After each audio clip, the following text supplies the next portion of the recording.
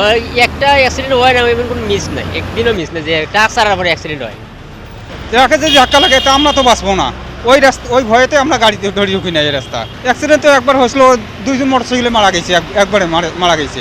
তো ওই জাম চলতেই আছে এই 12টা পর্যন্ত এই দেখা যাচ্ছে যে ট্রাকই চলতেছে।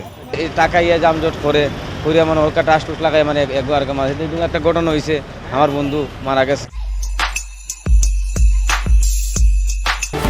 এটি কোনো মহাসড়কের চিত্র নয়, এটি সিলেট নগরী দিয়ে বয়ে যাওয়া একটি সড়কের চিত্র, যেখানে রাত হলেই সড়কটি চলে যায় ট্রাকের দখলে।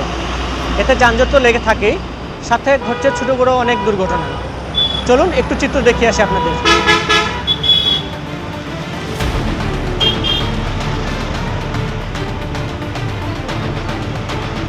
আমরা ভয়ে সেখানে আস্তে আস্তে আসি না, ট্রাকে যে ধাক্কা লাগে তা আমরা তো বাঁচবো না, ওই রাস্তা ওই ভয়েতে আমরা গাড়িতে ধরি ঢুকি না এই রাস্তা।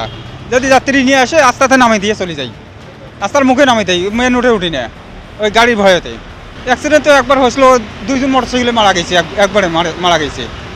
এই রোডে তো ভয়ে আসি না, ট্রাকের ভয়ে বড় গাড়ির জাম লাগি যায়, ট্রাকের জাম লাগি যায়। যে সময় সারার কথা যদি 11টা 12টার পরে 12টার সময় সারে জামটা কম লাগে, আর যদি 9টার সময় সারে জাম আপনার অতিরিক্ত জাম লাগে, মানুষের চলার কোনো ব্যবস্থা থাকে না, মানে এতটুকু জাম লাগে। আর সমস্যা তো মানে চলার গতি খুবই বেশি সমস্যা হয়, মানুষের সমস্যা মানে আরতেই পারে না, এরকম জাম লাগে। ওই একটা অ্যাক্সিডেন্ট হয় না এমন কোনো মিস নাই, একদিনও মিস নাই যে ট্রাক ছাড়ার পরে অ্যাক্সিডেন্ট হয়। আপনার মনে করেন 11টার পরে যদি ট্রাক ছাড়ে এতে সুবিধা, সবার লাগে সুবিধা, পাবলিকের লাগে সুবিধা, ড্রাইভারের লাগে সুবিধা, এতে একটা অ্যাক্সিডেন্ট না হয় এরকমই আমরা চাই যে বালাতা হোক, মানুষও বালাতা হোক বা যানজট না হোক। ট্রাকটা ছাড়লে অনেকেই ভালো, অনেক ধরনেরই সুবিধা হয়। ছাড়ার কথা তো 11টার পরে ছাড়লে খুবই ভালো হয়, কিন্তু দেখা গেছে 10টা বাজবার 10 মিনিট আগে ছেড়ে দেয়। আসার পরে তো প্রায় ঘন্টা 1.5 ঘন্টা চলে যায় এই জামে। জাম চলতেই আছে, গাড়িগুলো তো 11টা 10:30 পর্যন্ত ট্রাফিকগুলো থাকে এই পয়েন্টে। তারপরে তো ওরা চলে যায়, তারপরে তো ওই জাম চলতেই আছে এই 12টা পর্যন্ত দেখা যাচ্ছে যে ট্রাকই চলতেছে। তার ভিতরে তো জামজট তো আর কিছু পয়েন্টে লাগেই, এদিক থেকেও গাড়ি আসে, ওদিক থেকেও গাড়ি আসে, দেখা গেছে তো কেউ নাই, কোনো ট্রাফিক নাই, এগুলা খেয়ে সামলাইব। দেখা যাচ্ছে যানজটে বসেই রয়েছে, রাতকে 11টা 12টা বাজে, তারপরেও যানজটে বসেই রয়েছি। না, এইদিকে তো চলার কথা না, কিন্তু তারপরও তো চলতেছে। কিন্তু আমরা তো চাইতেছি যে এদিক থেকে না চলাটাই ভালো, অন্যদিকে যদি সরকারে দিয়ে দেয় রাস্তাটা, তাহলে আমরা এইদিকে খুব শান্তিতে থাকি। আমরা আসলে খুব একটা কষ্টের মধ্যে আছি, কারণ এখানে যদি একটা জামজট হয় তাহলে আমরাই এখানে সমাধান দিই, তখন ট্রাফিকে একজনে তো আর সব সমাধান দিতে পারে না। এটা হলো 4টা পয়েন্টের মধ্যে 4 জন মানুষ দরকার, এই জায়গায় একজন। এরপরে মনে করেন রাতকে 9টার পরে প্রাইভেট কিছু মানুষ আসা যাওয়া করে, বা প্রাইভেট দোকান থেকে কিছু মানুষ আওয়া যাওয়া করে, তাই তারা ট্রাকের জন্য মানে আড়াছাড়া করতে পারে না, মানে রাস্তা খুব কষ্ট হয়। তাই আমরা করছি অন্য কোনো রাস্তায় যদি বিকল্প কোনো রাস্তা হয় তাহলে আমরা আশা করি খুব ভালো শান্তিতে বা গাড়ি ঘোড়া চালাইতে পারবো। কিন্তু তো মনে কর গাড়ির রোডও চললে মানে টাকা ইয়ে জামজট করে মানে ওর টাস টুস লাগায় মানে একবার মাঝে একটা ঘটনা হয়েছে, আমার বন্ধু মারা গেছে ওই যে মোটরসাইকেলে। আসলে ছেলেটা খুবই ভালো আছেন, ওই যে এই জন্য তো তাকে আমরা চাই মানে বারে দেওয়া রাস্তাগুলো করতো। রাত 9টার পর থাকি আপনার শুরু হয় ট্রাক, এয়ারপোর্ট থেকে আম্বাখানা থেকে সুবিধ বাজার ইয়া যাওয়া হয় এটা।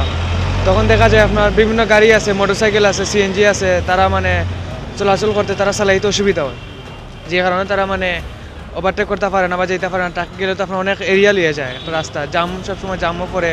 প্রায় কিছুদিন আগে একটা ঘটনা হয়েছে সুবিধ বাজার, কয়েকদিন পর পর আপনার অ্যাক্সিডেন্ট হয়, মোটামুটি ইলা হয় আর কি। তো কিছুদিন আগে আমরা যে মাননীয় পররাষ্ট্রমন্ত্রী ডক্টর এ কে আব্দুল মমিন তাইন কইসলা যে একটা বিল পাস করছেন যে আমাদের মাননীয় প্রধানমন্ত্রী শেখ হাসিনা, তো কত জানি বাজেট হয়েছিল যে আপনার টুকের বাজার ওভার হইয়া এটা বড় রোড হইব, হাইওয়ে রোড হইব আর কি, মানে এই যে জামযুক্ত এটা দূর হয়ে যাব।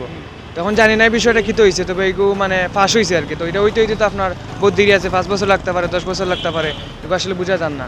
তো এই বিষয়টা তাড়াতাড়ি হইলে ভালো, কারণ আমরা তো আত্মীয় স্বজন আসুন, ভাই ব্রাদার সকল আসুন বা আসুন না যারা, কারণ কেউ দেখা যায় কেউ ফ্যামিলি চলে একজনের দিয়ে তারা অ্যাক্সিডেন্ট হয়ে গেল, ট্রাকে বেশিরভাগ ট্রাকে বেশি অ্যাক্সিডেন্ট হয় এখন, বুঝছেন না। একটু ট্রাকের তো হালকা লাগলেও তো অ্যাক্সিডেন্ট হয়, মানুষ মারা যায়। অন্য অনেক কিছু ও আর কি তো এইগুলা দূর হইলে ভালো আর কি আমরা মনে করি। তারা যে ব্যবহার বা চালায় যে গাড়ি নানি এই সময় খুব স্পিডে চালায়, হ্যাঁ এই সময় মানে অ্যাক্সিডেন্টের সম্ভাবনা খুব বেশি থাকে। জয় মানে আরও দিন আমরা ফালাইছিল, সামান্য লাগে পাচ্ছি, আল্লাহ বাঁচাইছো নাকি। যানজট তো আর আপনার টাইম ছাড়া তারা চাই দেয় গাড়ি, তো মনে করি একটা টাইম ইয়ে করে দিত। আমরা চাইলাম যে এই সাইড থেকে ঘোরাই অন্য কোনো দিকে দেব গাড়ি, রাস্তা তো আছে, যেহেতু বাইপাস করছে যে আপনার বাইপাসেই ছাড়তে পারে, কিন্তু বাইপাসেই না দিলে আপনার আম্বরখানা বা সাইডের।